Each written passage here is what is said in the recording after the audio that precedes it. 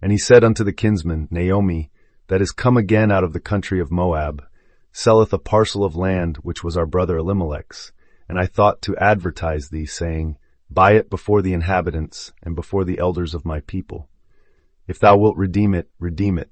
But if thou wilt not redeem it, then tell me, that I may know, for there is none to redeem it beside thee, and I am after thee. And he said, I will redeem it.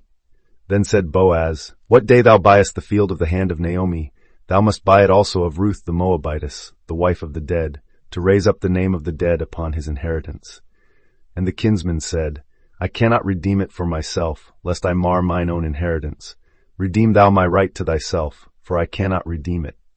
Ruth 4:3-6. You stand now before the field of your own consciousness, where Naomi offers you the soil of Elimelech's inheritance, your firstborn failing thought.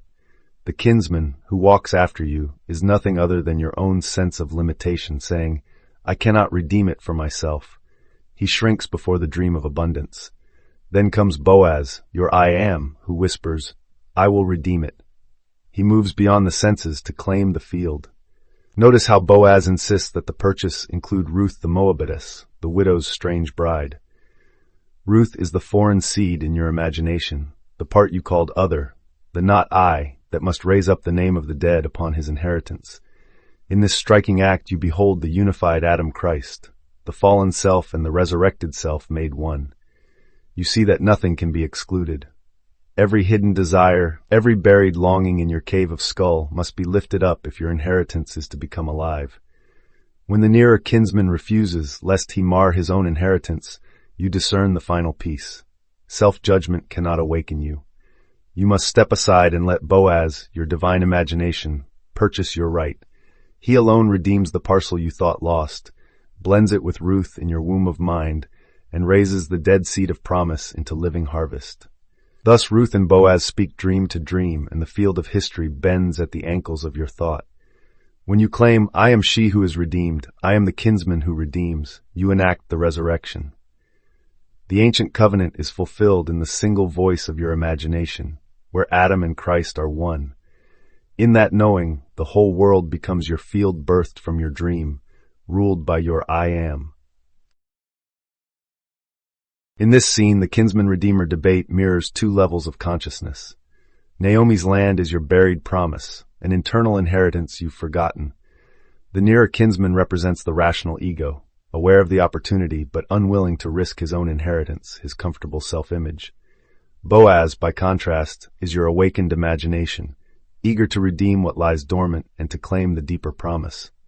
Ruth, the Moabitess, is your raw desire or creative impulse. When imagination unites with desire, the latent gift buried in consciousness is restored. Scripture here maps exactly how manifestation unfolds. First, the parcel of land is identified, the seed idea. Next, the kinsman given first refusal receives the offer it is named internally. He hesitates, citing self-limitation, I cannot redeem. That is the moment of choice where belief falters. Boaz steps forward. He both redeems the land and buys Ruth, representing the moment imagination marries desire. Only when you acknowledge and assume fulfillment in inner consciousness does the outer purchase occur. The outcome is the raising up of the name of the dead, the forgotten potential now alive in experience. This passage reveals that you, as the false kinsman, have first right to redeem your own hidden promise, but often decline. The true power belongs to your imagination, Boaz, which can both reclaim the buried intention and legitimize every desire. Imagination is your divine authority.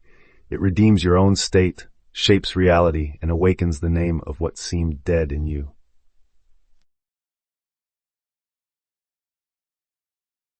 To begin, gently turn your attention inward and choose one desire or goal you have long forgotten, regarding it now as your personal land awaiting cultivation. Next, frame your intention by inwardly declaring, I will redeem this promise, and notice with kind curiosity any voice of self-doubt that claims to be the nearer kinsman. Then consciously invite your imagination to step forward as Boaz, vividly picturing yourself already in full possession of that desired outcome, while suffusing the vision with the warm feeling tone of fulfillment.